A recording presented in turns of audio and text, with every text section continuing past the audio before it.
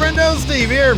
And Larson. And welcome back to Going In Raw, the only pro wrestling podcast you need to be listening to right here at youtube.com/Steve and Larson. Available wherever podcasts can be found. And taped live here at the Twitch, twitch.tv/Steve and Larson. Later on tonight, we'll be live for our Monday Night Raw recap, so be sure to check that out. Also want to mention we go live 3 times a week for Friendo Club TV, exclusively for them, for all Friendo Club TV members. Speaking of which, we got a couple of new ones. Adam Marvel, these are the new patrons over at patreon.com/Steve and Larson. You can also get access to the bonus content, to the exclusive bonus content live through YouTube channel memberships and throwing us a sub here on the Twitch, or even just participating on Twitch. Somebody might gift you a sub. We got a lot of great friendos over here gifting subs all the time. We do. So be sure to check us out live whenever we are live. Mass Gamer 99, CM Punk finds it insulting is back. Matthew Yanez and Hungry Cow, new patrons. At some point, maybe we'll have the intern do this. Which, by the way, this Wednesday, we're going to be live at Friendo Club TV, exclusive to those members, talking to our new intern, my kayfabe son, Christopher Kaufman. This dude's been a friendo watching us. Day one. He was in middle school, and now he's like at the tail end of his college career. Yep.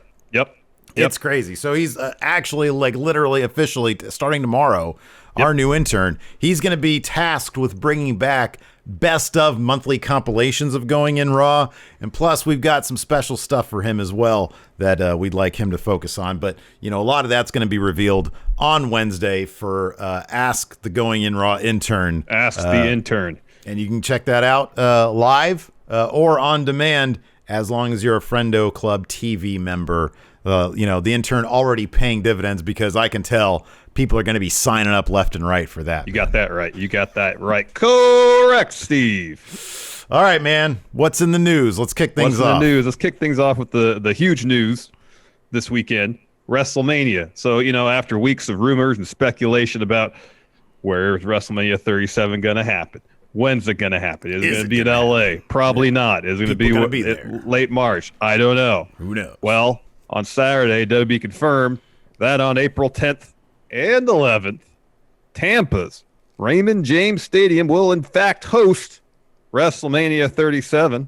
WWE noted in their announcement that, quote, in coordination with local partners and government officials, WWE will announce ticket availability and safety protocols for WrestleMania 37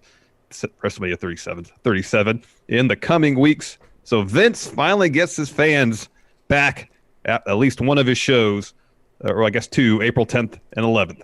We got some more info on that, but first I want to mention they did this in a pretty damn funny announcement video with Stephanie and Triple H playing silly news anchors. Roman Reigns and Paul Heyman were in this thing. John Cena was in this, and Sasha Banks was in it. It was pretty funny, pretty silly stuff. It's always neat when they get, tongue-in-cheek with their stuff. They get a little silly. Yeah, it's good stuff. So as far as the fans, how many could we expect?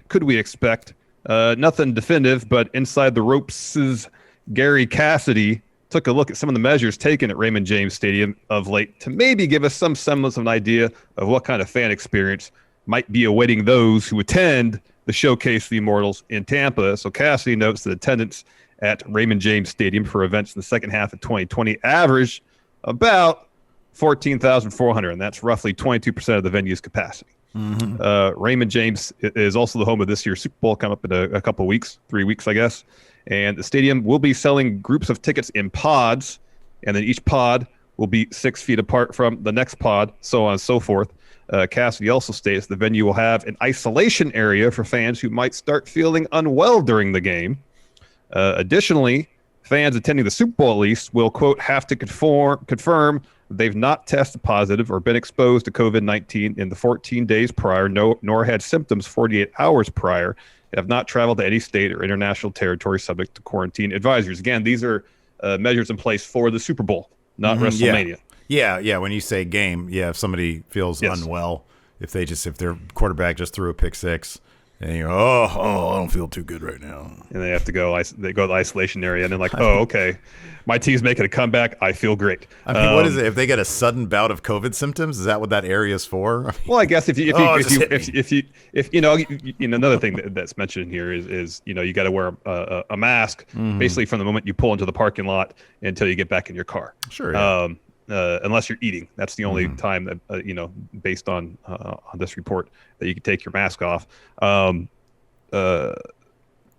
Lost my train of thought. What did you say before? Oh, that? We were talking about the unwellness area. If you suddenly feel unwell, did you have a logical thought about that? Well, I mean, maybe you wake up that day, you feel fine, and you get in the stadium and you're feeling okay, and then at a certain point you're like, oh man, I can't taste my hot dog, I'll be honest with you. The way I felt at WrestleMania when we went in Orlando, I'd have dipped to that unwellness area, a just couple get away matches with those deep. flashing lights. I know. Just to get away with those damn flashing. Oh my gosh.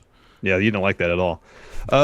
So again, these are all measures in place for the Super Bowl. No word in this report or from WWE themselves whether they'll implement any, all, some, come WrestleMania. I would, this is speculation on my part based on how the Super Bowl goes. If it goes well, and it seems like the measures taken did what they were supposed to do, I would imagine, again, speculation, that WWE would be like, okay, we'll just do that. Because it seems like they would have the protocol in place at the venue to do all that stuff. Yeah. And if it works for the Super Bowl, then I guess do it for WrestleMania. Maybe it'll work there too. Yeah. I mean, we've talked about this a little bit before also. Of course, this Wednesday, a new administration is going to be coming into the federal government here. And we will see if there seems to be an ambitious plan for, to try to sort out the vaccination issues they've been having and, the overall strategy within the first 100 days of taking office. So we'll see if a lot of that stuff is implemented, and maybe things will be a little bit better by then. We can only hope. But they also announced, did you get this last bit here? Yeah. The dates and locations. So, Dallas is AT&T. And it's fairly unusual, at least of late, for WWE to announce WrestleManias beyond what we can expect the following year. Usually in November, they announce where Mania will be the following year. So in the announcement for 37, they also announced WrestleMania 38 will be Dallas's AT&T Stadium, April 3rd, 2022. And then WrestleMania 39 will be in LA, the SoFi Stadium, and that will be April 2nd, 2023. Yeah. So that's cool, man. So at the very least, man, I don't know, unless there's more mutant zombie strains of this thing that are resistant to vaccinations going forward. Hopefully in April of 2023, we'll take a trip on down to Los Angeles and we'll do some cool friendo meetups. And the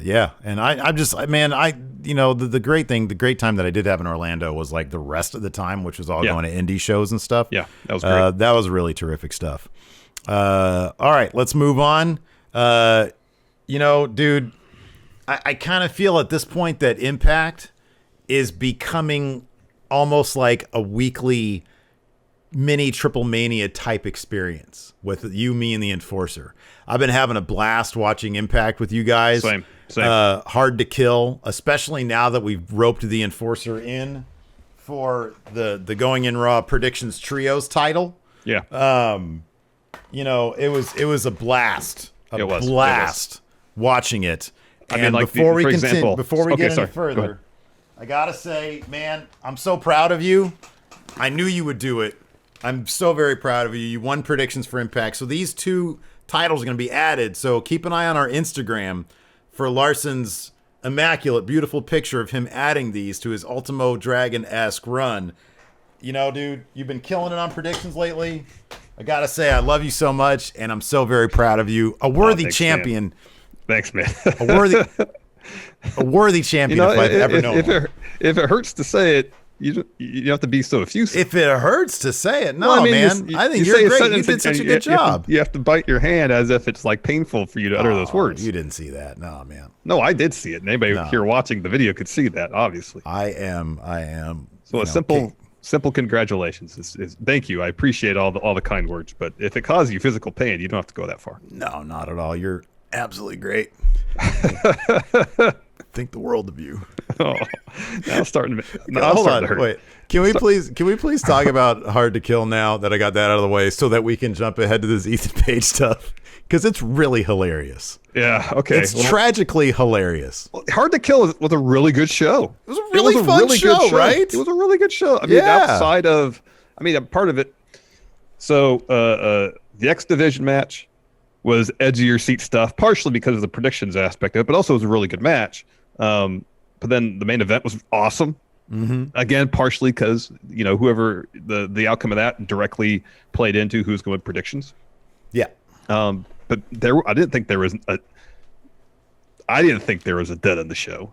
I mean, even the Ethan Page thing wasn't great. No, yeah, that was the dud. At least it was short. That was the dud of the show, and he confirmed it later on. Yeah, that was clearly the dud of the thing show. Is, in my mind, it didn't overstay its welcome.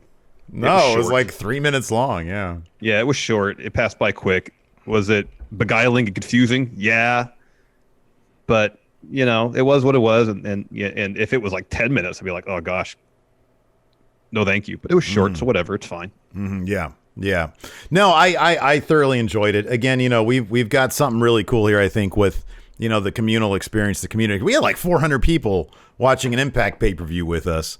And it was a lot of fun. Of course, on Tuesdays, we catch Impact. We're able to put it right here on the screen on Twitch. Mm-hmm. And so we can all watch it together. And you, me, and the Enforcer, we just, BS most of the time. But, we can watch it. And if something cool has happened, we'll talk about it. The pay-per-view, it was a lot of fun. I'm looking forward to, I've said this over and over again, ever since I sort of started, watching Impact recently. Looking forward to seeing what kind of energy the fans can bring, because they're doing some really cool stuff over there. They are. Moose, dude, everybody was talking about Moose's encounters with Kenny Omega during that main event. And dude, who doesn't want to see that at this point? I'm really looking forward to that. No spoilers, please. But and I have not read any of the spoilers for Impact, because I don't want to, because I want to experience it. Yeah, I haven't read it. I haven't really found any. I've heard, like Rob mentioned in our mod chat, that's all I've seen. There's some really cool stuff happening. I want to know nothing about it. Yeah. So yeah. Probably the two major things coming out of Hard to Kill. Well, you mentioned one, Moose, put on a fantastic performance in that main event. Also, we got to talk about this. We speculated a bit during the stream. Kenny and the Good Brothers all decked out in Bullet Club gear. Mm-hmm. Yeah. Carl Anderson had a hoodie and he had a Bullet Club logo on the side of the hood. Kenny was wearing one of the old Bullet Club Halloween T-shirts. Mm-hmm.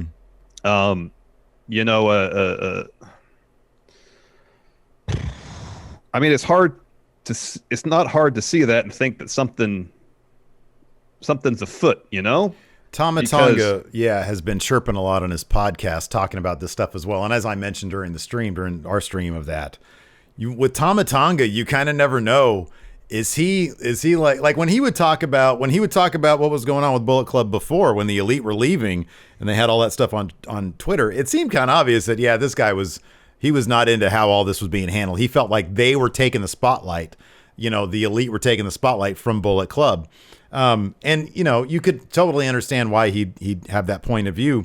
Mm-hmm. And he's been chirping a lot lately, but it has to make you wonder, because it's one thing to talk about. It's even one thing to kind of say it.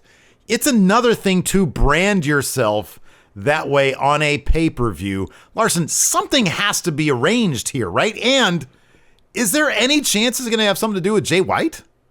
I thought the same thing. That was one of the, I'll talk about this in a bit, but I did watch some of the Road to New Beginning stuff. Mm-hmm. Turning over a new leaf in 2021 is my new gimmick, man. I'm trying to be, Mr. Positivity. I'm trying to bring it back around to like watching everything I can with wrestling. I watched UK over the weekend. Wow. Walter versus a Kid was really, really terrific. Tyler Bates doing great work over there. Shaw Samuels made his debut, or maybe his name is Ed Harvey. I don't know. But they, the big story, was Kevin Kelly all by his lonesome there, was really whenever Bullet Club would show up is, where's Jay White? What's going on with Jay White? Gato looks depressed. Is that because of Jay White? Is there something huge going on here, man? Potentially. I mean, Potentially, I don't know. Was Kenta on any of the New Beginning shows? No, he was not. Okay. No. I mean, I watched all of the first one, and I watched like half of the second one. I was going to gear up and watch the last half. I mean, because Kenta lives in the States, so yeah. If they want to do something with him and Mox, granted, they might want to have that title defense on a New Japan show, but if they want to build to it here in the States, it seems plausible they could do it. But yeah, I would be really surprised if Impact was like, all right, we're just going to run with you guys in Bullet Club gear without any conversations happening. Right? That seems completely off. That seems completely off. So yeah, I don't know. It was pretty shocking to see. It was. Yeah. The main event with match was fantastic. We'll do a quick rundown here of the results. I got them here. Cool. So Brian Myers defeated Josh Alexander. A bit surprising. That was surprising. Yeah. I wonder if they're going to go, given what we're about to talk about, the Ethan Page stuff, they might be taking more of a longer route now with Josh Alexander, that he's a singles guy in Impact. Maybe this is the beginning of that. Could be. Rosemary and Crazy Steve defeated Tennille Dashwood and Caleb. That was surprising. That was irritating. That was the match that I was like, man, this has got to be a luck. And if that had gone the way it should have, I'd be holding these titles right now. Yeah, you would. You would have won by 1 point. But that's okay. You've been doing great. Oh, thanks, man. Eric Young and Diener and Confused Cowboy defeated Tommy Dreamer, Rhino, and Cousin Jake in an old school rules match. Sorry. And then the X Division match, which was fantastic. Manic successfully retained. That's what won me those titles. Yeah. Defeating Chris Bay, Rohit Raju, Eddie Edwards defeated Sami Callihan in a pretty brutal barbed wire match. That was a really good match. That was good. That was really fun. That was good. Akira Hogan and Tasha Steelz won the knockout tag titles, defeating Havoc and Nevaeh. They're great. They are so good, man. They are so good. They're really good. They're really good. Karate Man ripped Ethan Page's heart out of his chest to win, I guess, that particular bout. More on that in a bit. Deonna Purrazzo successfully retained her knockouts title, defeating Taya Valkyrie. And the main event, Kenny Omega pinned Rich Swann, the Impact champion, after a one-winged angel. You got to think he pinned the champ. He's going to be staking a claim to a title opportunity. You got Moose there. He's got himself a title shot too at Rebellion. Could we be seeing a triple threat for that Impact title? In the logo, you got a little Kenny Omega logo there in the star of the whole thing. So you got to wonder. So Impact, I understand like Impact's ratings are the thing that they, obviously that's what they benefit out of this. But they need something for when Kenny Omega's not around anymore. And I wonder if it's in this case, and Rich Swann ends up being the guy that basically eats the pin here. Team Impact loses to Team basically AEW. I know that the two of the guys on Kenny's team are Impact Tag Champs, but they're basically invading. That's how they were painting it. That's how Moose was talking about it. Team Impact, gets on the losing end here. Moose ends up getting the Impact Championship. And in a match that Kenny's involved in, could look good for Impact, and gives him the title there. Maybe that's how they justify having Team Impact basically take the loss here. I'm telling you, man, I would not be surprised if Kenny gets that title, has a run with it, and whenever they're starting the story of him going head to head with Page, well, there's two things. Well, now the timing's not right for that. I was going to say maybe Mox would get involved at Rebellion, but that's 3 months down the line. I'm guessing Mox and Kenny will be done with the whole thing after Revolution in February. Your head's gonna explode trying to figure all this out, man. No. I mean, I feel like if let's say for the sake of discussion, they want Page to take the belt off Kenny, Hangman Page, not Ethan Page. That's Page. Why I sort of looked aside for a second. I was like, Page. Oh, that's gonna be a thing. Take the belt off Kenny at. Let's just say All Out. It'll probably be after that, but for the sake of the conversation, say All Out. Yeah. So you have Kenny win the Impact title. I don't know the timing of things. I don't know. Isn't Slammiversary like around that same like mid-August? I think, or is it August? I thought they have a show in August. Okay. So in the lead up to Kenny's match with Paige, he has an Impact title defense against Moose. Paige can cost Kenny the belt there. July. Yeah, mid-July. Okay. So Moose gets the title then to build for Kenny and Paige, and then Moose is the guy who brought the Impact title back to Impact, and that's huge for him. That could So be. they can kind of tell two stories with one match, and based on who wins and who loses. Yeah. Yeah. I don't know how, you got to rope New Japan in here somehow. I don't know. I really love it, man, because if it's these three companies and then somehow tangentially, AAA is involved just by virtue of Kenny being the mega champion. This is really, really cool stuff. This is really exciting stuff. It gets me geeked to watch Impact. It gets me geeked to watch AEW. I've been I've been trying to keep up with New Japan now that we're in the beginning of a new year here.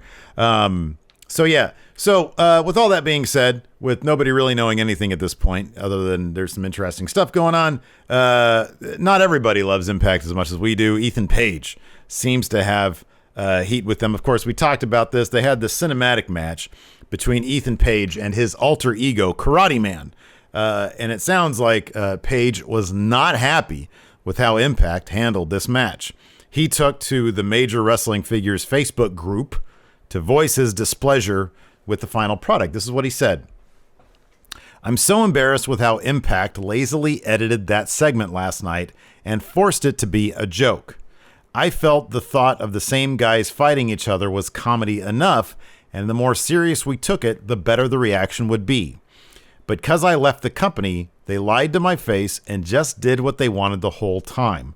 I'm sorry if any of my fans paid for that pay-per-view and felt cheated. I honestly feel the free version I gave away was made with more love, care, and attention to detail. Sadly, I had no control over the creative or the final product, and the editor refused to send it to me beforehand. Now, I don't know if he's talking about that. Maybe somebody in chat can clarify the free version he gave to people. I saw one bit on his Twitter a while ago where he was being chokeslammed by Karate Man, and right. It did look like there was a bit more effort put into the green screen stuff. It did look a little bit, tighter than what we got here. He continues. He says the editor refused to send it to me beforehand, so I saw it live with you guys and was surrounded by family, all scratching their heads at that high school project level delivery on a pay-per-view. I pray people know I didn't edit that hot garbage. I actually begged Impact not to even have Karate Man on TV. I only wanted it for my YouTube channel. But we don't write the shows. We just get the scripts and do our best. I don't know what else to say. Breaks my heart this company refuses to respect its talent or its fan base on a regular basis. I tried. Oh well, life goes on. That door is closed. Now let's focus on what's next. Hope you're all well. I love all of you for supporting me and helping me promote my projects, because without you guys, Karate Man wouldn't have been anything. Haha. I'm just going to focus on the good that came of him for my social media and my personal channels. He's gone now, and may he live on in good videos edited by the person who created him, not stolen by a greedy company trying to capitalize on someone else's hard work and creativity. Sorry if this comes off so negative.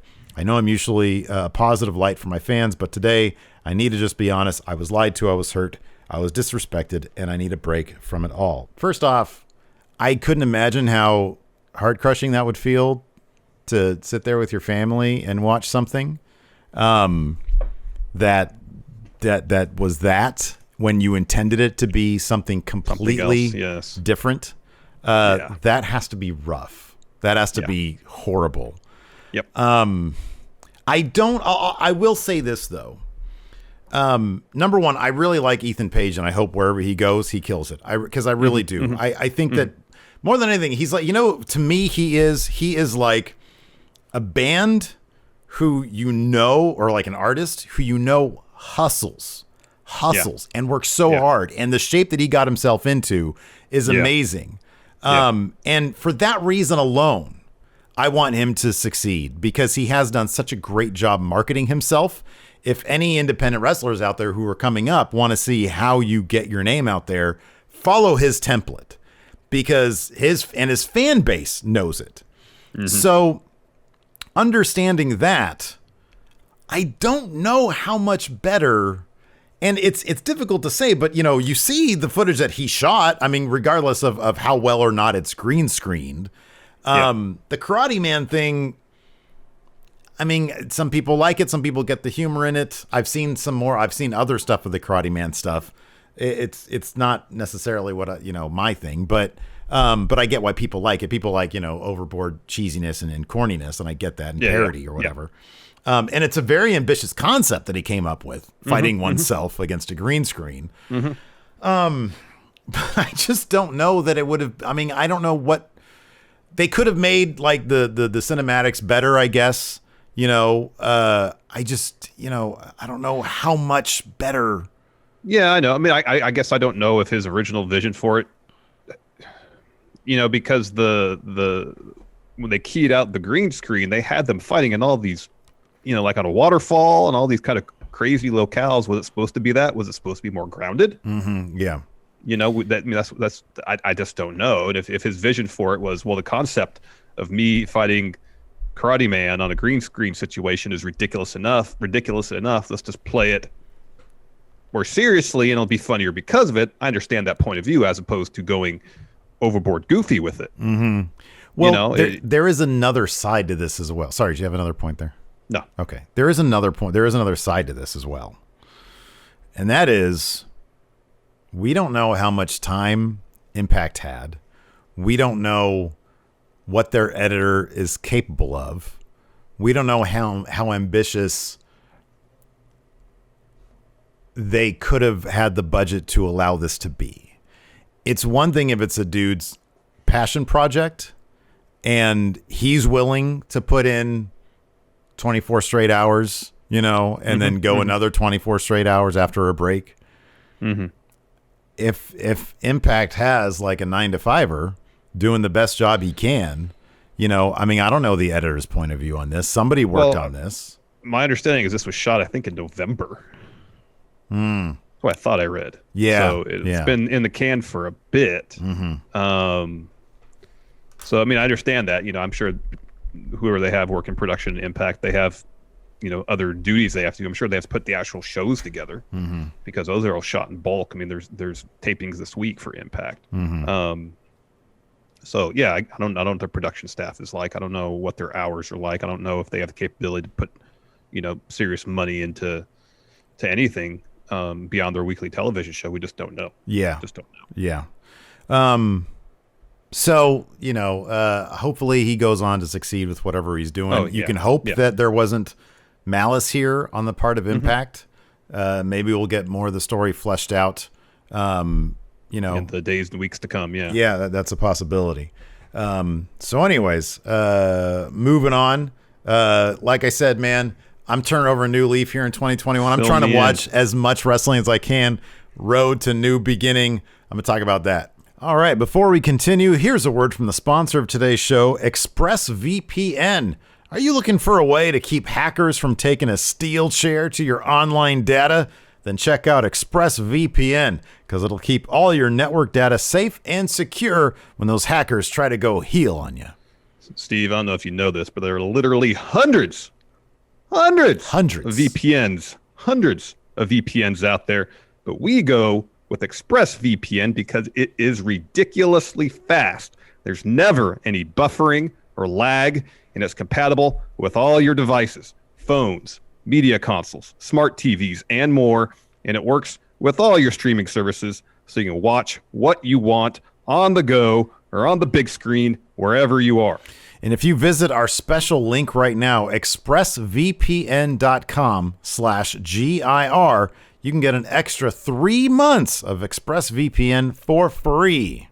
So support the show, watch what you want, and protect yourself at expressvpn.com/GIR. Yeah, these are kind of, I mean, honestly, even like New Beginning itself really is kind of just revolving around, it was like 3 matches. It's like Sonata versus Kota Ibushi, Show versus Ticking Time Bomb. And then Tanahashi and Shingo, right? Tanahashi and Shingo, and then there's also, I know the Guerrillas of Destiny are going to defend against the dangerous Trekkers. Tekkers. Yeah, Tekkers. For technique. That's right. Yes. Yeah, it was good stuff. I mean, there's a couple things to know because of the state of emergency they're under because of COVID. These are only like the Road 2 shows are only 2 hours long. Oh. So they're like, yeah, they're very digestible. I was like, holy crap, it was only 2 hours long. But yeah, I don't know. It's all like there's like little things. So here's just the results for night 1. I won't talk about night 2 at all because that just happened. I think like last night, this morning. So I don't want to spoil anything for anybody. Okay. So we'll just, maybe tomorrow on News Brief or something, we'll go over that stuff. Talk about it a little bit. Yeah. So did you know that they're not just called the Empire? They are the United Empire. I don't know if that's a new thing. But I say today, it doesn't work. I know, right? So the United Empire, Great O'Khan and Will Ospreay beat. So they're doing the Legend Killer thing now. They already took out Tenzin at New Year Dash. Yeah. Now they're trying to take out Kojima. So they beat him. So Kojima is now teaming with, from what I understand, a series of young lions to eat these pins. Because night 1 he teamed up with Suji, that really great looking young lion. Yeah. And the Empire, Great O'Khan, if I'm not mistaken, pinned. The United Empire today pinned Suji. I'm still sort of feeling out Great O'Khan. I do appreciate this though that he does, and I noticed it at Wrestle Kingdom first time I saw him. When he does his thing, he does his hand on his face. It's like a Vulcan mind melt thing. He does remember. Oh, yeah. He puts it on somebody else's face before he does his big slam thing or his choke slam type thing. Oh, I didn't notice that at Wrestle Kingdom. Yeah, he does this. So he's like sucking their energy or something. I don't know what he's doing with his hand. Remember. My the latest guy I've turned around on. I used to not be into him, but El Phantasmo. Now his thing is he's got a loaded boot that he is really bad at at like concealing. So like he now has the most powerful super kick in all of wrestling. and it's funny, like he doesn't even, he sits there and I guess the idea is it's like loose, and Kevin Kelly's like, I don't know how he's got this super kick. It's so impressive, but I feel like he might have something loaded up in that boot because you see, and then it cuts to him and he's like trying to shake his boot and he's like adjusting it, trying to get to the right spot. So anyways, his loaded super kick helped Bullet Club, him, Gato, Jado, and Taiji Ishimori take down Suzuki-gun, Dookie, Desperado, El Desperado, Suzuki, and Kanemaru. And Dookie ate the pin off a loaded super kick right there from LP. LP is my favorite these days, man. That guy's a mess. Yeah, he's pretty funny. It seems like, because I had to check to see if New Beginnings is going to have this match on the card, but it doesn't. Evil and Okada are getting into a thing right now. They seem to be at loggerheads because Chaos on Road 2 is taking on Bullet Club. So it was Goto, Okada, Ishii beat the Bullet Club group of Evil, Takahashi, and the Pin Eater. What does he call himself? The Spoiler, Dick Togo. Oh, gosh. Yeah, he ate the pin. I think Goto was the guy to pick up the actual win for Chaos there. But yeah, Okada and Evil keep on getting into it. I think I noticed that night too as well. Gotcha. And then, of course, you've got Los Ingobernables de Japón, Sanada, who, of course, is going to be taking on Kota Ibushi at New Beginning, Shingo Takagi, and Naito. They took on Tanahashi, who's taking on, like you said, Shingo, Ibushi, and Hanma. LIJ got the win there. Although Hanma ended up eating the pin against Naito. All right. Pretty sure it was Naito, yeah. And then a really fun main event. It was Master Wato and Sho taking on Bushi. And Takahashi, Master Wato got the pin on Bushi. So sort of keeping Sho and Takahashi, they're, chirping at each other as well. Yeah. But yeah, no, fun, swift 2-hour show. I'd recommend. Cool. So we'll take a look at night 2 tomorrow on News Brief. There we go. Mm-hmm. There we go. Not much in the way of a Raw preview thus far. One thing of it has been announced. Asuka Alexa Bliss. They'll have a match. That should be a fun match. It should be. Yeah. They're still writing that shit right now, man. Oh yeah, they're still writing that shit. All right, you want to answer some questions?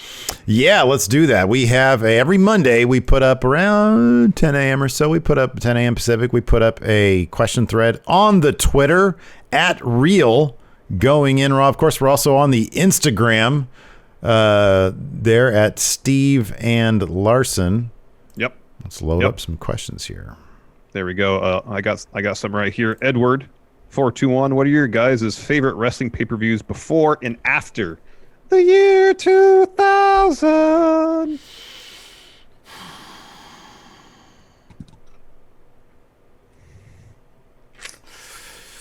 Oh, man.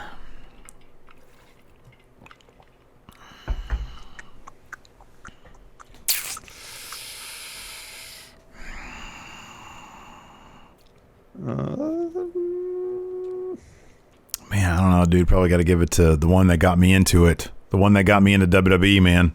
It's not the best, but it's got a big spot in my heart. WrestleMania 14, Larson. All right. I was going to say King of the Ring 98. Oh, yeah. Great choice. Great choice. After 2000, I mean, there's so many options. After 2000, my favorite, is it specifically WWE or any pay-per-view? No, it has to be anything.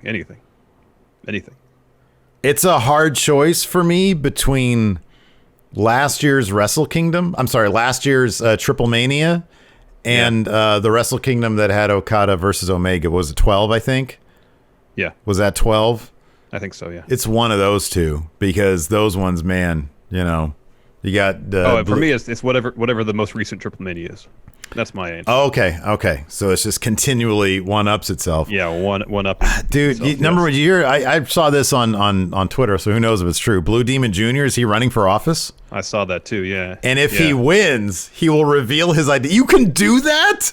I didn't know you can do that. Can I put on a mascaras here in the States and run for Congress? I guess so. And then once I win, unmascaras? I don't think you'd have much luck, but you could try. Patrick Sparks says pick 3 athletes to make appearances and or wrestle in WWE or AEW. LeBron needs to get. I saw a quick still from the newest Space Jam. He put it on his Instagram. I don't know if there's a trailer out yet or not. Maybe I'm missing that, but it looked great. Yeah. It's all about LeBron for me, man. LeBron, I'll say George Kittle.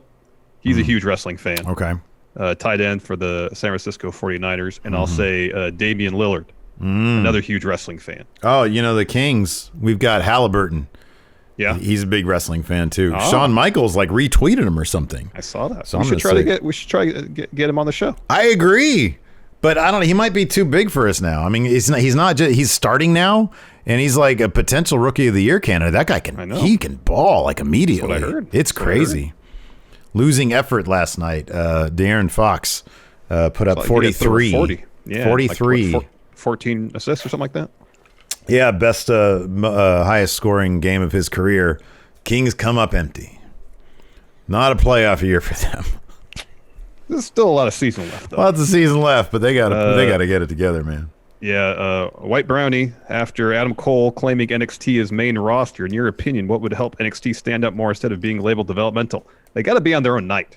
When they're used to try to pull viewership away from AEW, doing the whole thing a disservice. Give them their own night. Promote the hell out of them. Let it be its own thing on equal standing with Raw and SmackDown, as opposed to an attempt to try to get viewers from another show that's not even associated with WWE. Move them to Tuesdays. I don't. If they simply moved them to Tuesdays, it'd still be developmental. They treat them like that. They're not. They might have a presence in the Rumble if Vince wants to fill out the Rumble. It would take Vince McMahon considering them a third brand. If they had a spot at Survivor Series, if they had matches on WWE pay-per-views, there's any number of things they could do to be considered a real third brand and still maintain their own identity. But WWE doesn't do that. So the women's tag titles.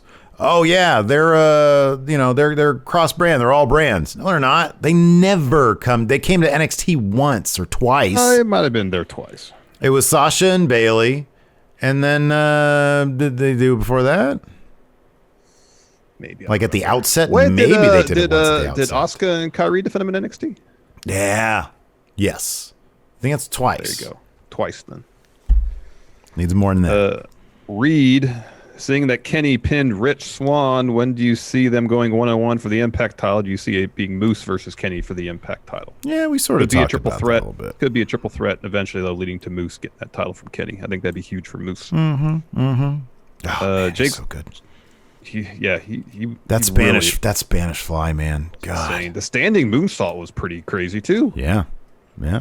Well, wasn't it him and Apollo Crews used to run together? Him and Apollo Crews and I think Tozawa? Ricochet and Ricochet, yeah.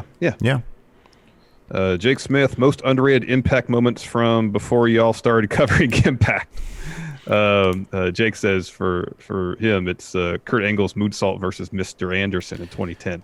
I mean, I don't know if you can consider this underrated at this point, but you know, the gif of him flying off the stage.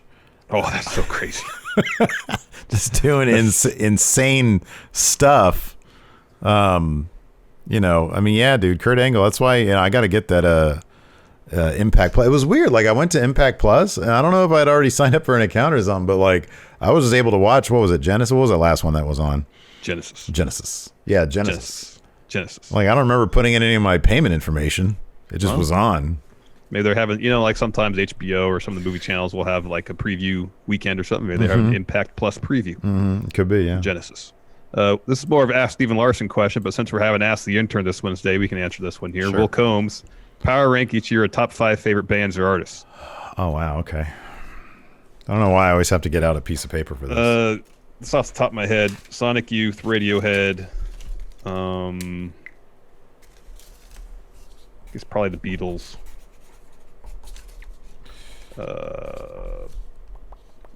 Public Enemy, and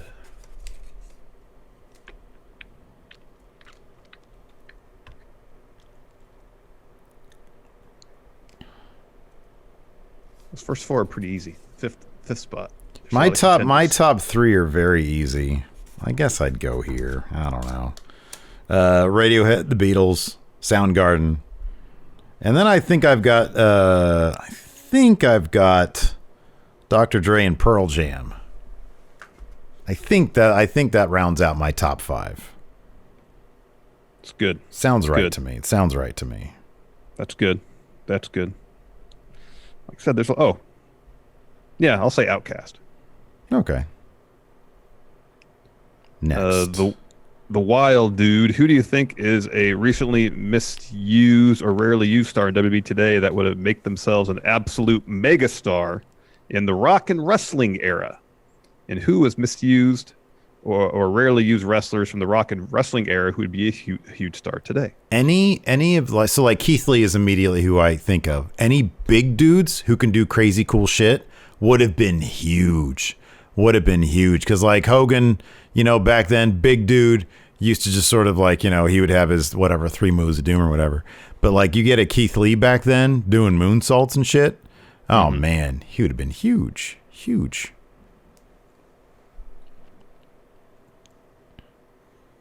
For some reason, I just want to say Otis. I don't know why. Otis would fit in perfectly. He would. Perfectly back then. He would have, yeah. So someone from the rock and wrestling era who would be a huge star today. Again, man, I know you've said this before. People have asked this, and you've said Macho Man, which is a great answer. But at the same time, I don't know if that person could exist today. He was such a singular, like throughout the entirety of humanity. Well, Randy Savage, such a weird guy. Macho Man is like he was one of the guys, you know, who wrestled in WWE in the late 80s who could really go. Yeah. He could really go. Yeah. Like him, Steamboat, they would have no problem fitting in with the wrestling style in WWE today. Mm-hmm. No problem. Yeah, Roddy Piper's a great answer too. Yeah. Ryan K. Lambs here says Roddy Piper. That's a great answer.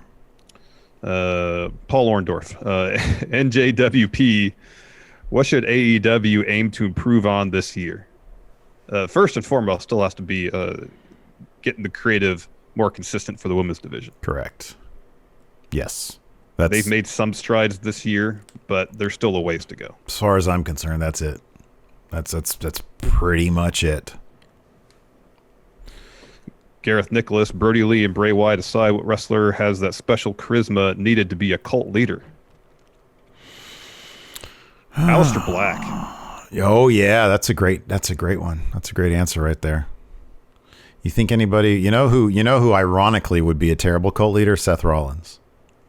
I wouldn't see anybody following that guy. No. He doesn't have any mystique. Yeah. There's no mystique. Yeah. Aleister Black, though, he comes up to you, looks into your eyes, puts his hand on your shoulder. Whatever you want, dude. Whatever you want. Follow you wherever you want. Could you figure out my bit rate for my wife's Twitch stream? Can you tell me why I've been stuck in this room for a year? John. Anthony Tobias. Apollo wins the Intercontinental title with the help of Roman or Jay. He joins up with them. When Jimmy comes back, do they put the gold on them, making them a dominant faction like Undisputed Era with all the gold? Yes! Put those tag titles on the Usos. Oh, man. That'd be great. 100%. I can't 100%. wait to see if they have something planned for Apollo with Roman Reigns. Oh, I man. can't wait for that.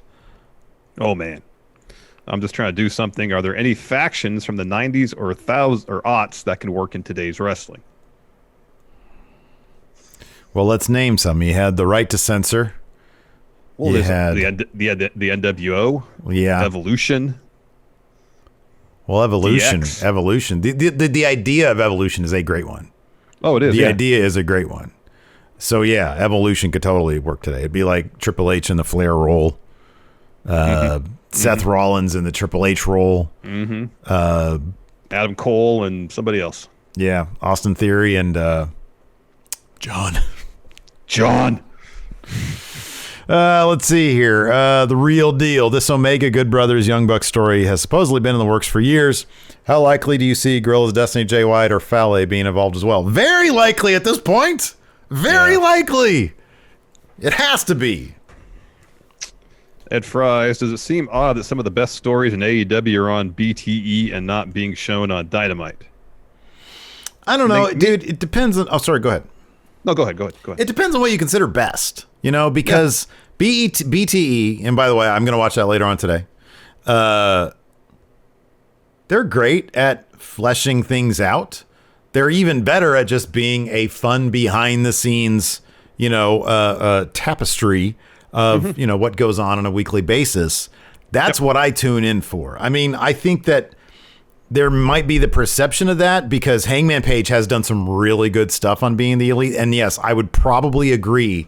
I would actually 100% when it comes to Hangman Page, they're short shrifting him when it comes to his story playing out on Dynamite because he's been courted by the Dark Order there. But I feel like they do get a bit in the meat and bones on Being the Elite with him. Some of his best work has been on Being the Elite. The Brody Lee stuff was peak Being the Elite. It really was. Oh yeah. But I'll just say this: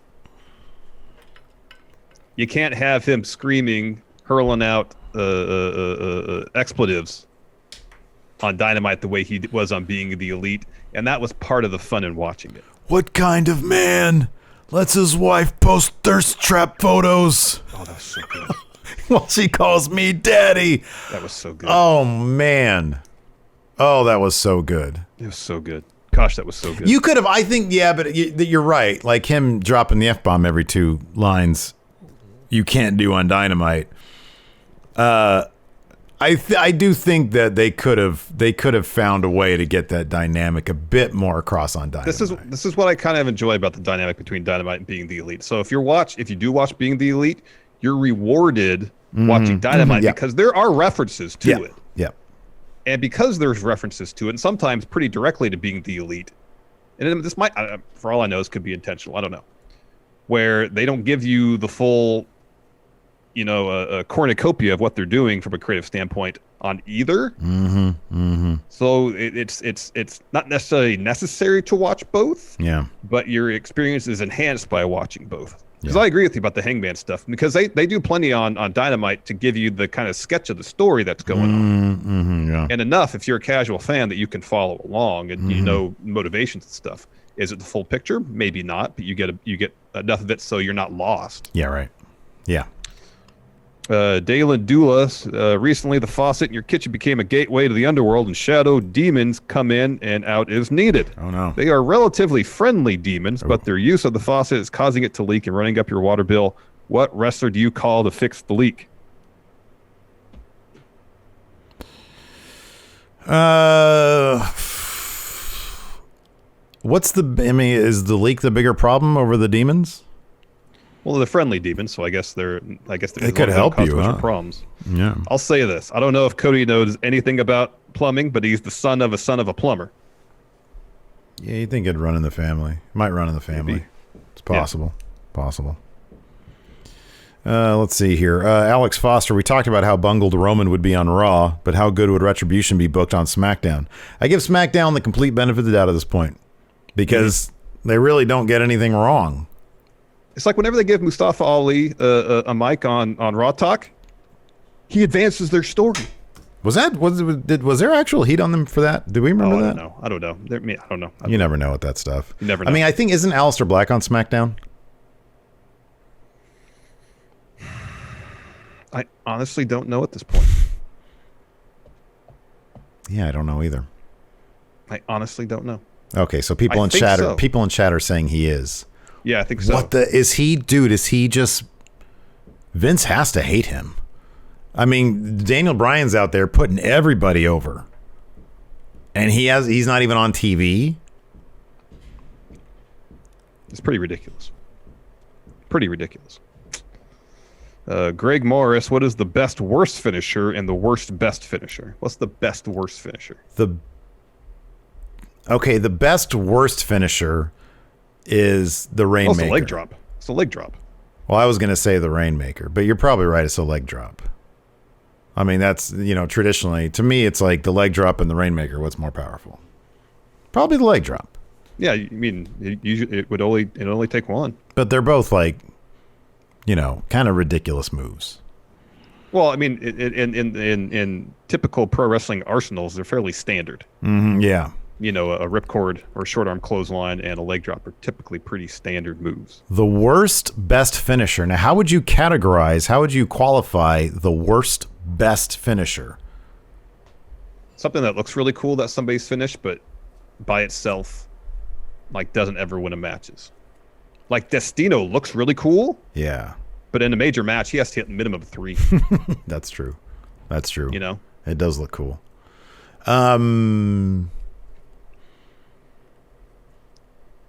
How strong is the Sister Abigail Blade Runner?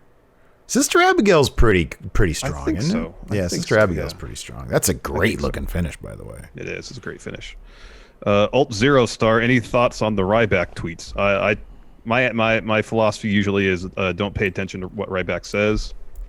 Oh, that's funny, because my philosophy is take his word as gospel.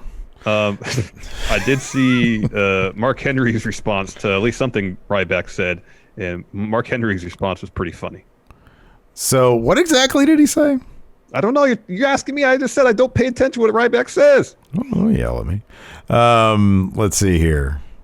Let's see if Cultaholic, our good friendos over at Cultaholic, have it wrapped up.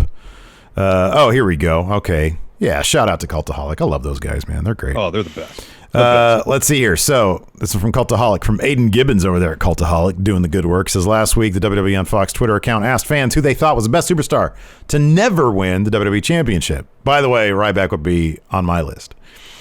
Ryback answered saying this: Wrestling's fake, guys, and the championships are props to market entertainers as champions. Nobody has actually ever won or lost a prop, as scripted physical entertainment is incapable of that. This tweet explains so much, though, on your TV deal with them. So he just is he's just being Mr. Debbie Downer right here, because he's taking a fun little poll and making it not fun. Does he think that we don't know that?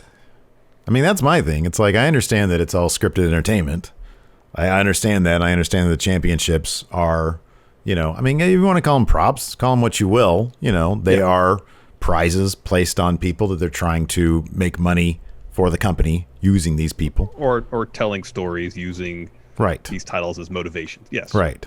Yes. That being said, this clearly, thank you. This clearly is supposed to have some amount of shade, if that's the proper term here. He's trying to stick it to the WWE. That's what he's trying to do. Right. By explaining that wrestling is not a real sport. And then Mark Henry came back with this. A lot of his peers looked at him as difficult. A lot of his peers looked at him as dangerous. And yes, we talk about it on this show all the time, that it's a show. It's sports entertainment. It is a reflection of sports. We don't use the term fake. The championship is the championship. It's not a prop, and he's wrong. I've been a world champion in 3 sports, and I consider pro wrestling one of those. But it was the politics that got me to the top. It was the fact that I'm a damn good entertainer, because entertainment is in the name of the job description. Ryback can't take away what I achieved. There's no way that your bitter ass, and I'm talking to you, Ryback. Your name is not Ryback, but whatever your name is, I don't even know your real name, Skip, whatever it is. You were wrong. Every wrestler that sees your face should walk up to you and say, hey, you're an asshole. And I hope you know how to fight for real, because you and I know there's a lot of people that would whoop your ass. If I saw you, I would tell you, hey man, you're an asshole. And if you want it with me, you can get the first one. Go ahead. Your punches taste like candy.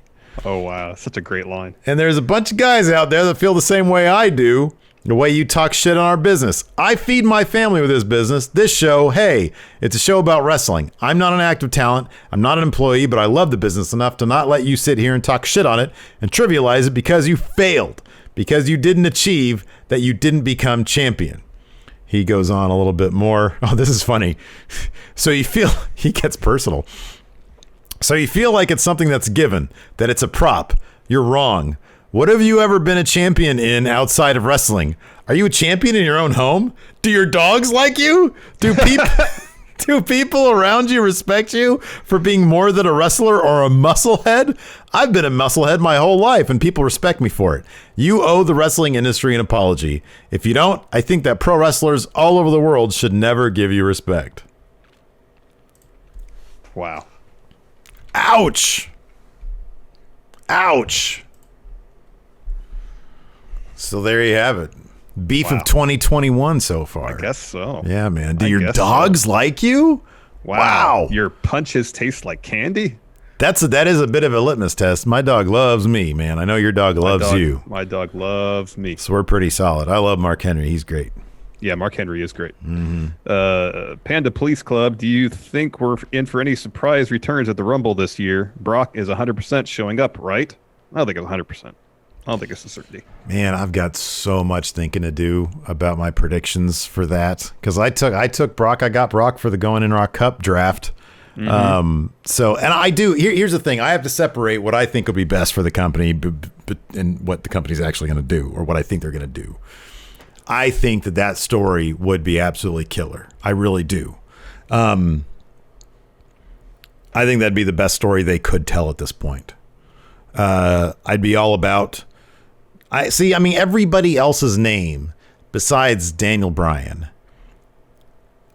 doesn't really make a lot of sense to me. I don't know how they're going to play this out. I don't know. I'm sure that Roman's probably going to win the match with Kevin Owens. So I think that would preclude anybody from going back in. Because, I mean, once Kevin Owens loses the last man standing match, I don't think he's going to put himself back into the Royal Rumble. Well, depending on where that places on the card. I know we talked about this last week. Yeah. Usually the Rumble's main event. Usually. But after this many matches, if he loses last man standing, I just don't see him jumping back into it. Yeah. And losing a usually brutal stipulation match like last man standing, it doesn't actually preclude somebody from coming out and competing in the Rumble. Yeah. It just makes it a bit more difficult. Yeah. I can think of several reasons why they might not go with Brock versus Roman. SmackDown's ratings are fine. You made that point before. It's a good one. Raw's ratings are all over the place, sometimes really bad. Yeah. That could be one thing.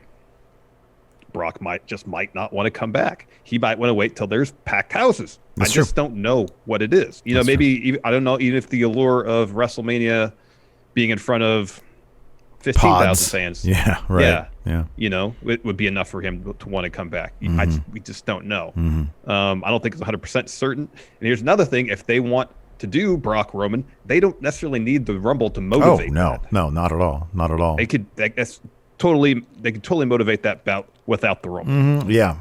So based on all those things, don't think it's a certainty Brock's going to show up. Will he come back prior to Mania? Maybe. Who would be okay? So let's say they go with let's say they don't do Daniel Bryan. Who on the Raw side would win it if it's Drew? If it's going to be the Drew Okay, thing? this is a thought I had.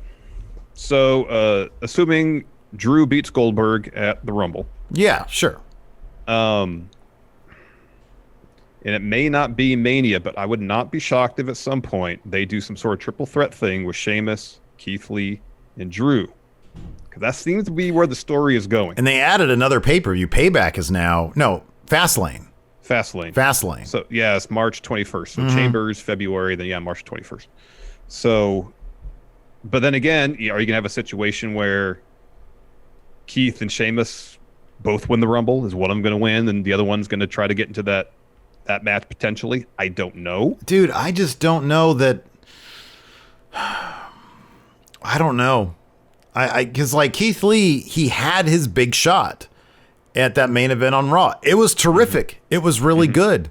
I kind of see him versus Lashley might make more sense at this point. I mean, you saw how, between now and Mania, I mean, Matt Riddle is not going to, he's probably going to get destroyed by Lashley again. I just don't think it's going to be Matt Riddle. I don't know how they wouldn't do Keith Lee versus Lashley at this point. That's a possibility. I mean, Sheamus. If they really kickstarted that story with Sheamus, I think that could be a lot of fun. But then they're also doing a thing with Sheamus and Keith Lee. They're probably going to be a tag. They could be fighting for the tag championships. You know. Well, I'm also trying to think in terms of the Rumble is not going to be in front of a packed house, but it's Mania. Mania is not going to be in front of a packed house, but it's still WrestleMania. And they still want to try to get as many mainstream eyeballs. Oh, sure. On the show as possible. I mean, last year they had Gronk come in for it, try to help with that somewhat. So I'm just trying to think of matchups that could lead to that. So I'll be honest. So all the points made about Brock are solid. It would not shock me at all if Vince considered WrestleMania to be the big party that brought back wrestling to fans. It would not shock me at all. And here's the thing. And he would back up the Brinks truck. Yeah, I have no doubt that Vince would dole out whatever Brock wanted to return. To a certain extent, it makes just as much sense. The story is not as good. The story makes just as much sense for if Brock is going to come back into the Rumble for him to win and then challenge Drew, because then you have some symmetry from what happened last year. Mm-hmm, sure. Yeah. No. And yeah. Roman needs, I don't know. I love Daniel Bryan. I love him. I don't know if how much whoever it is, you want to believe that they have like a chance. Daniel Bryan, he's been eating a lot of pins lately. Yeah. And I know the Rumble can turn all that around, and my Rumble pick for the women's side is still Bayley. But I don't know. We'll see how that works out. Yeah. Lord Ziffer, pick 3 NXT superstars to compete in the men's Rumble this year and pick one of them to win it. Thank you for all the great content over the past year. It's been a bright spot in otherwise dark time. Cross. Well, since he's not officially up yet, I'll say Damian Priest. Okay. Thatcher. I'd love to see Thatcher there. All right. John. Oh man, no, I forgot about this. Factoid Twitch here has it in the replies. Walter. Oh yeah, give me Walter. Man, why isn't Mustache Mountain? Why haven't they been called up to main roster yet? Mustache Mountain would be a great tag team. I know. A great tag team. My third would be Peter Dune, and I'd have Pete Dunne win it. Oh, that's good. Pete Dunne versus Drew McIntyre. Woo! Yeah, that'd be good. Woo! That'd be really good. Toby Michaels asked, any tips for someone looking to break into the world of Twitch streaming? Got a stream tonight and just want to do the best I can, friendos. Consistency. You gotta set a schedule. You gotta stick to it. Just like I think, like on YouTube, people need to know when to expect you to either go live, produce new content, whatever. So set a schedule, stick to it best you can. You don't need to spend a ton of money, but get a setup where people can see you and hear you decently enough. I think in terms of just getting started, do that. Try what you can to collaborate with people. My suggestion for people, if you can. Those are all good suggestions. What I would suggest as well is, I have noticed, and I don't have any stats to back this up, I have noticed that interactivity with your chat, if you're just sitting there focusing on a video game, I have found that is less compelling than people who are interactive with their chat, whether it's, hey, maybe we're playing a role-playing game, on, if that's the video game you're playing, something that you can involve chat in. That's why the Jackbox games are so popular on Twitch. I think Among Us too, because a lot of people will either have Among Us games with other streamers, or they'll get their community involved. So totally. I would suggest that, because that's people like, that's one thing that I've really realized with our show is that, and this one thing why I really love that, especially the Enforcer has brought to our live streams is, the interactivity with our chat. He really is sort of the bridge for our community. And because of him, it feels more like, with just you and I, we're focusing on the show, on what's going on so that we can recap it later. When it's you, me, and him, it can turn into a bit more of these three guys hanging out who all enjoy each other's company, and they talk a little bit of shit, and it's just a lot more fun that way. So, just measures of interactivity with your Twitch crowd. Totally.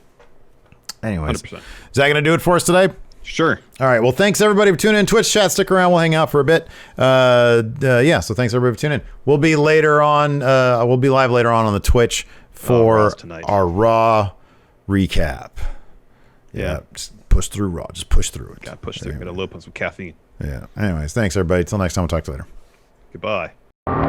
Help support Going In Raw today by becoming a Friendo Club TV member. You'll get access to new bonus episodes every week, including Friendo Club Arcade, Live Power Rank, Vintage 10 for the Wins, and Ask Steven Larson. Get access to Friendo Club TV today by becoming a $5 and up patron at patreon.com/Steven Larson, by throwing us a sub at twitch.tv/Steven Larson, or by clicking join at youtube.com/Steven Larson.